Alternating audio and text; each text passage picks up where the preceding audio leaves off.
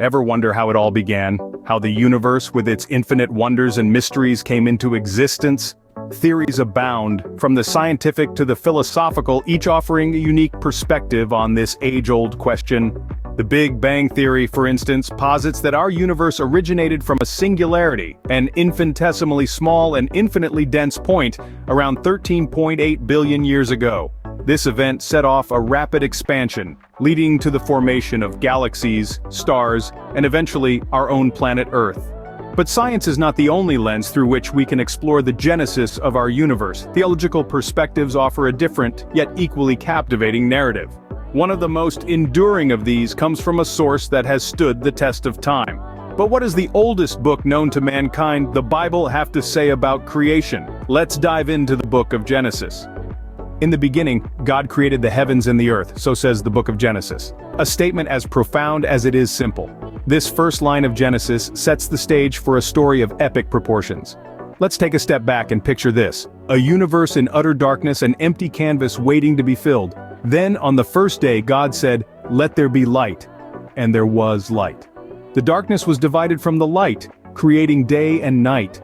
On the second day, God created the sky, a vast expanse separating the waters above from the waters below. Imagine the sky in its infinite blue, no clouds, no birds, just an unending, serene blue. The third day brought forth the land and the sea, along with all the plants. Picture the first blades of grass pushing through the soil, the first trees stretching their branches towards the sky, their leaves rustling in the wind, and the first flowers blooming in vibrant hues. The fourth day saw the creation of the celestial bodies, the sun, the moon, and the stars. Imagine the first sunrise, the sky painted in hues of orange, pink, and gold. The first night with the moon and stars illuminating the darkness. On the fifth and sixth days, God filled the earth with all kinds of creatures. The air came alive with the flapping of wings and the singing of birds.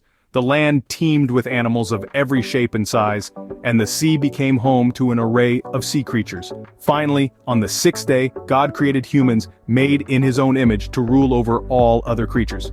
The first man and woman standing on the edge of creation, a beautiful world stretching out before them. And so, in 6 days, everything we know was formed, and on the seventh day, God rested. A pause, a breath, a moment of quiet after the grand symphony of creation. The story of Genesis is not just about the beginning of the world, but also about the omnipotence of a creative force that could shape a universe out of nothingness. From dust and breath, the first man Adam was created, but he was not alone. This commences our third chapter, where we delve into the creation of the first woman, Eve, and the life of the first humans in the Garden of Eden. The book of Genesis tells us that God saw Adam was alone and decided he needed a companion. Using one of Adam's ribs, God fashioned Eve, the first woman. This divine act is a symbol of unity and interdependence, illustrating that man and woman are of the same substance. Now let's transport ourselves to the Garden of Eden, a paradise filled with abundant food, beautiful landscapes, and the harmonious coexistence of all creatures. In this paradise, Adam and Eve lived without fear, pain, or death, enjoying an intimate relationship with their Creator. However, this idyllic life in Eden was not to last forever. The concept of original sin, a pivotal point in the narrative, comes into play here. God had given Adam and Eve one command. They could eat from any tree in the garden except for the tree of the knowledge of good and evil. Disobeying this command would lead to death. Enter the serpent, a creature more cunning than any other. The serpent tempted Eve to eat from the forbidden tree, promising her that she would not die but would be like God, knowing good and evil. Eve succumbed to this temptation and shared the fruit with Adam, leading them both to disobey God's command. This act of disobedience, the original sin, had profound consequences. Adam and Eve's eyes were opened, and they became aware of their nakedness, feeling shame for the first time. Their intimate relationship with God was shattered, and they hid from him. In response to their disobedience, God expelled Adam and Eve from the Garden of Eden. This marked the end of their life in paradise, and the beginning of human struggle and mortality. Their disobedience led to their exile from paradise, marking the beginning of human struggle and mortality. This was the dawn of humanity as we know it today. As generations passed, mankind fell into wickedness, but one man found grace in the eyes of God: Noah.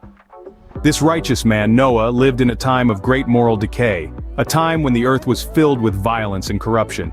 Yet, amidst the chaos, Noah stood out as a beacon of virtue. God, seeing the righteousness of Noah amidst the wickedness of the world, decided to cleanse the earth of its corruption. The plan was a drastic one, a great flood that would cover the earth, eradicating all life, save for Noah, his family, and a pair of every living creature. Noah was tasked with building an ark, a colossal vessel that would serve as a sanctuary for this select group. With unwavering faith, Noah undertook this monumental task, constructing the ark as per God's instructions. As the heavens opened and the waters rose, the ark became the sole surviving vessel in a world engulfed by the flood. For 40 days and 40 nights the rain fell and the earth was submerged beneath the waters.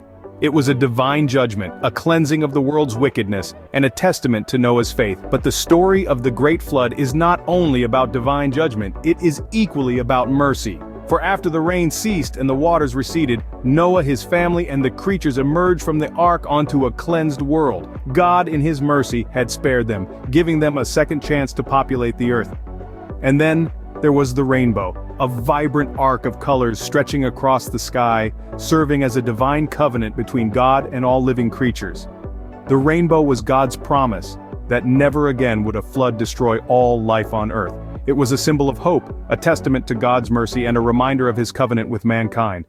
Noah's story serves as a stark reminder of divine judgment and mercy. It underscores the profound consequences of wickedness, the rewards of righteousness, and the enduring promise symbolized by the rainbow. From Noah's 3 sons sprang the nations of the world. After the Great Flood, Noah's sons, Shem, Ham, and Japheth, had a monumental task to repopulate the earth. Their descendants, over time, spread out across the continents, laying down roots and establishing civilizations that would grow into the nations we know today. Shem, the eldest, fathered the Semitic people who settled in the Middle East. Among his descendants were the Hebrews, the Arameans, and the Assyrians. Many of these civilizations made remarkable contributions to human history, leaving indelible marks on our collective memory. Ham, the middle son, fathered the Hamitic people who journeyed south and west into Africa. His descendants included the Cushites, the Egyptians, and the Canaanites. These were civilizations that built pyramids, established trade routes, and developed systems of writing that we still marvel at today. Japheth, the youngest, fathered the Japhetic people who ventured north into Europe and parts of Asia. His descendants included the Greeks, the Romans, and the people of the Indo-European language family. These civilizations gave us democracy, philosophy, and a host of other intellectual and cultural treasures. But the spread of these nations wasn't without its challenges. One such significant event was the story of the Tower of Babel. As the tale goes, the descendants of Noah's sons living together decided to build a city with a tower that reached the heavens. This act of hubris didn't sit well with God. In response, he confounded their language, causing them to speak different tongues. Unable to understand each other, they scattered across the earth, each group forming its own language and culture. Throughout all these tales, one thing remains clear. The world we know today, with its rich tapestry of cultures and languages, is a direct result of the journeys, trials, and triumphs of these early people. They faced the unknown, ventured into uncharted territories, and laid the foundations of the civilizations we now call home. Thus, from one family sprang all the nations, each with its own language and culture. From creation to the birth of nations, the book of Genesis provides a fascinating account of the universe's origins. We've journeyed through the grandeur of the creation, witnessing the birth of the cosmos and the earth. We've seen the emergence of the first humans, Adam and Eve, and their pivotal role in the narrative of humanity. We've weathered the Great Flood alongside Noah, a testament to human resilience and faith. And finally, we've seen the birth of nations, a diverse tapestry of cultures and peoples born from Noah's descendants. The book of Genesis serves as a cornerstone in biblical teachings, a foundation upon which much of our understanding of life and morality is built. These ancient stories, whether you view them as literal or metaphorical, provide a rich source of wisdom and reflection. Whether you're a believer or not, these stories continue to shape our understanding of life, morality, and our place in the universe. Until next time, keep exploring these ancient texts and their timeless wisdom.